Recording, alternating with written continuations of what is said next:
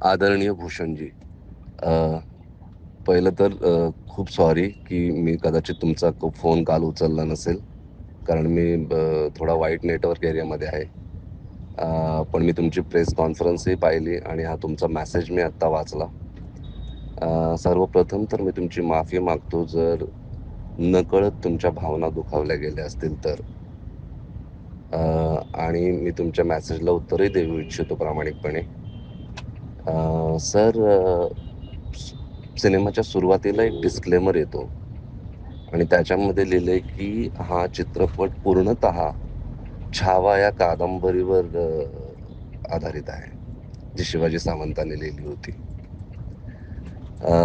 त्यामुळे ह्या चित्रपटाची कथा, पटकथा हे सगळं छावामध्ये जसं लिहिलंय त्या प्रकारेच आम्ही ते रंगवण्याचा प्रयत्न केलाय. आता कादंबरी म्हणजे ती शब्दांनी रंगवली जाते आणि चित्रपट म्हणजे तो दाखवला जातो लोकांना. पण इन्फॉर्मेशन तीच असते. त्याच्यामध्ये मी ॲज अ रायटर किंवा डायरेक्टर मी काही ट्विस्टिंग नाही केलंय. छावामध्ये गणोजी शिर्के, कान्होजी शिर्के, शिरकाण गावचे, त्यांचं कुलदैवत कुठलं, ह्या सगळ्या गोष्टींचा उल्लेख आहे. आणि ते पुस्तक अजूनही मार्केटमध्ये अवेलेबल आहे. सेम टाईम कदाचित if I am not wrong, महाराजांवरती जी टीव्ही सीरियल आली होती, त्याच्यामध्ये पण एक्झॅक्टली तसंच नावासकट, गावासकट दाखवलेलं आहे.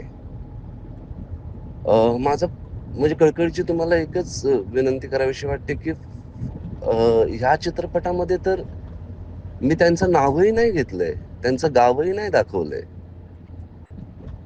म्हणजे गणोजी आणि कान्होजी सिंगल नावाने आपण फक्त चित्रपटामध्ये त्यांचा उल्लेख केलाय. त्यांचं आडनाव काय आहे हे आपण अजिबात दाखवलं नाही. त्यांचं गाव कुठलं हे आपण अजिबात दाखवलं नाही. आणि ती खबरदारी साहेब मी नक्कीच घेतली, कारण मला कुणाच्याही भावना दुखवायच्या नव्हत्या.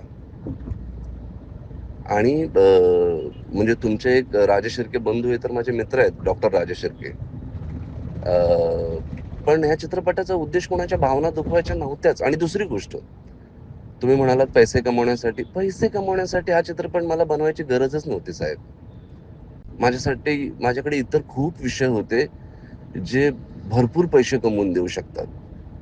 ह्या चित्रपटासाठी संपूर्ण टीमने, मी, आमचे प्रोड्युसर दिनेश विजयन यांनी रात्रंदिवस मेहनत करून 4 वर्ष मेहनत करून हा चित्रपट फक्त ह्याच्यासाठीच निर्माण केलाय, की चित्रपटी संभाजी महाराज काय होते हे आपल्या जगाला कळावं.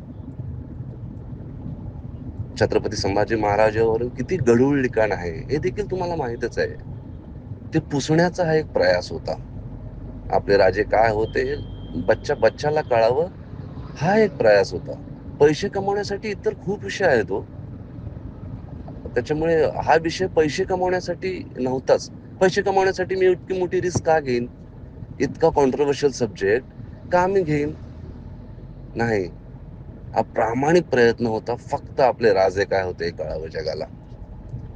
त्याच्यामुळे साहेब, पुन्हा मी नकळतपणे जर तुमचं मन दुखावलं असेल तर मी माफी मागतो. पण चित्रपटात कुठेही शिर्के ह्या आडनावाचा उल्लेख झालेला नाहीये.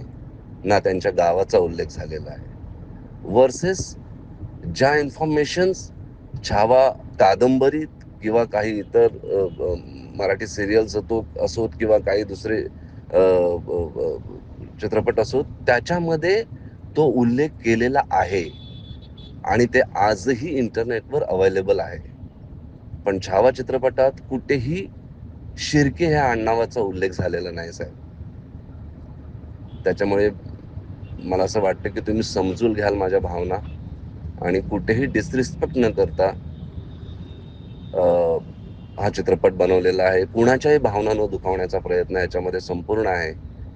तरीही तुम्हाला काही वाटलं असेल तर मी दिलगिरी व्यक्त करतो. धन्यवाद साहेब. डायरेक्टर साहेब, तुम्हाला पिक्चर रिलीज होण्याच्या आधी 7 दिवस आधी सुहासराजे शिर्के यांनी नोटीस पाठवलेली होती. सगळे मुख्यमंत्री, दोन्ही उपमुख्यमंत्री, सेन्सर बोर्ड वगैरे यांना 7 दिवस आधी पिक्चर रिलीज होण्याच्या आधी की बाबा त्याचं काही जर का हे असेल आक्षेपार्थ जर का काही हे असेल तर त्याच्यासाठी आम्हाला तो पिक्चर दाखवण्यात यावा अशी नोटीस पाठवलेली आहे. त्यावेळेस का नाही तुम्ही हे केलं?